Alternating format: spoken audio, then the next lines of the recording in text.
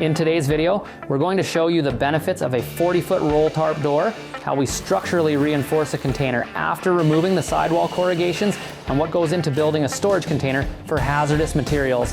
Hope you learned something.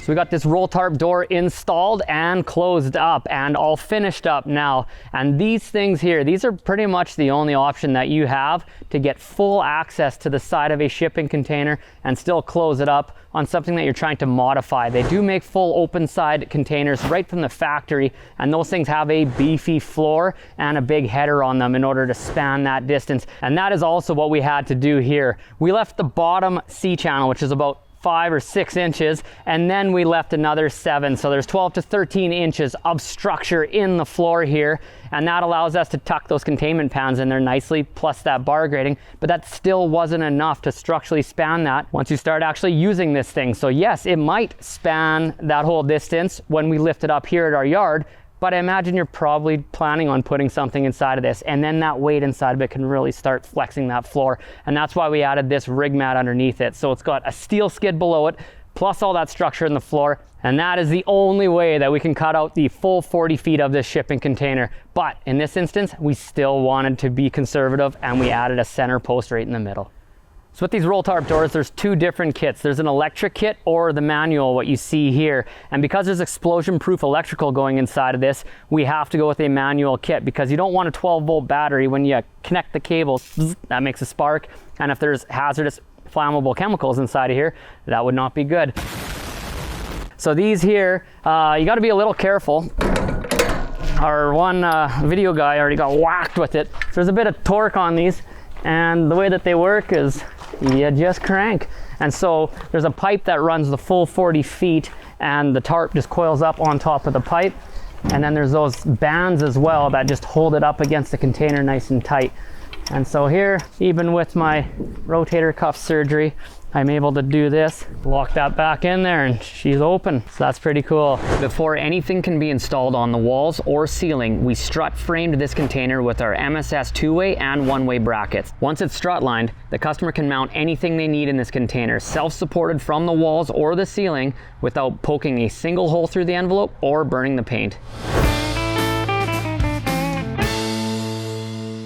These are explosion-proof lights. They're fully vapor-proof, so no gas vapors will be able to get in. They're waterproof, all of that. They weigh a ton. They should withstand just about anything. All the connectors, they're packed full of putty to keep any vapors from getting into anywhere that there could possibly be a spark. The connectors, you have to pull them right apart. You run the cable through, and then once the cable's in, you pack this inner section with putty, and you have to pack this part full of putty. And then you get to put this part on before you can do any of your actual wire terminations. Each one of these connectors alone probably takes about 15 to 20 minutes just to do one connector. These projects, it's not a whole lot going on in here, but they take way more time than a standard C-can would take. And then they've got the mounting brackets are these, which slide over so there's no permeations through the actual case of the light. It just clamps onto the outside. Even the light switch, it's fully contained. The 2 surfaces on the front of the box and the back of the cover are milled perfectly smooth so that it creates a seal. No need for a rubber gasket or anything like that. And everything's contained within. Can't get any vapors in. Fully safe for a gas shed or any chemical storage that's flammable. This is what you need for that kind of location.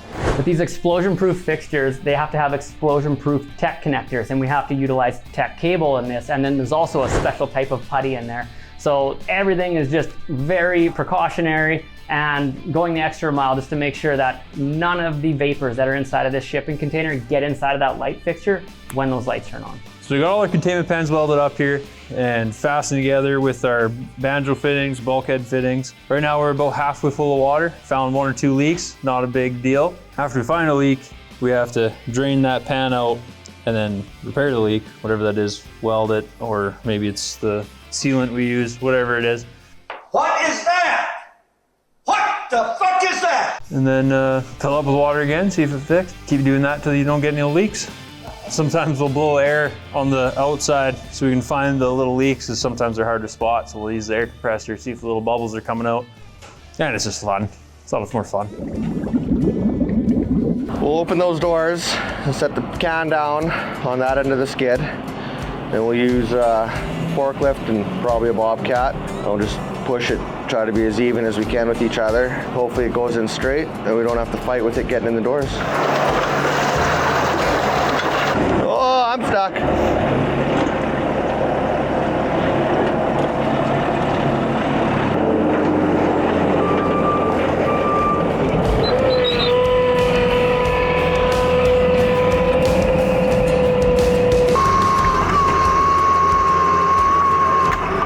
It went pretty good. It's in, nothing's broken, nothing got dented, nothing got damaged. Forklift got stuck for a second, but well, normally we would put them in one by one. We'd weld it, leak test it, then it's ready to go in. And we'd weld the next one and leak test it. But the customer wanted them all leak tested with the banjo fittings all in place. So in order to do that, we did it on the leak test on there so that we could actually see if it's leaking. If we have it in the can full of water, we gotta wait till the water actually comes out the back end, and then you got to guess at where it came out. So we were able to do it there and then just slide it in like that.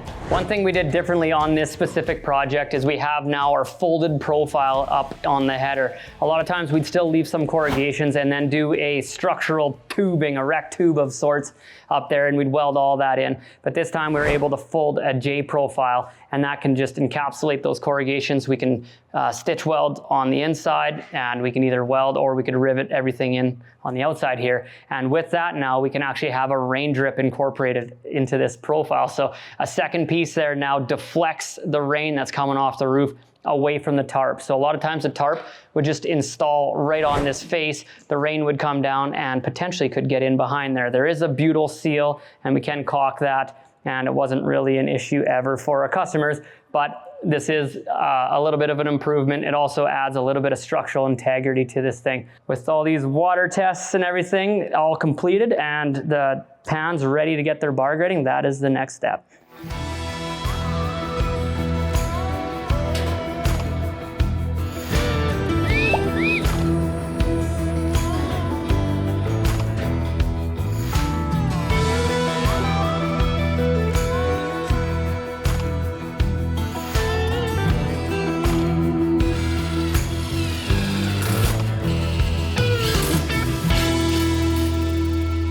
So we're almost finished up putting all the bar grading in here, and I made the boys stop. We got a couple Hilti clips left to show you, and that's exactly what they are. And so it's spaced evenly for that 1.25 inch bar grading.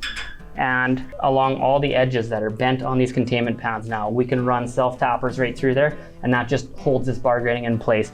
And if there ever is a spill, we'll need to clean it. And so now you just take your impact driver, 3/8 bit, just pull out all your self-tappers, and you can just remove any individual bar grading section or the entire floor if you need. And here's what this header looks like all finished up. And so we've painted that mild steel, but you'll notice that there's not a rectangular tube all welded in there. So that right there saves us a lot of time. And then we pre-laser cut holes that actually line up with all the inside corrugations. So it's a pretty quick and easy way to do it.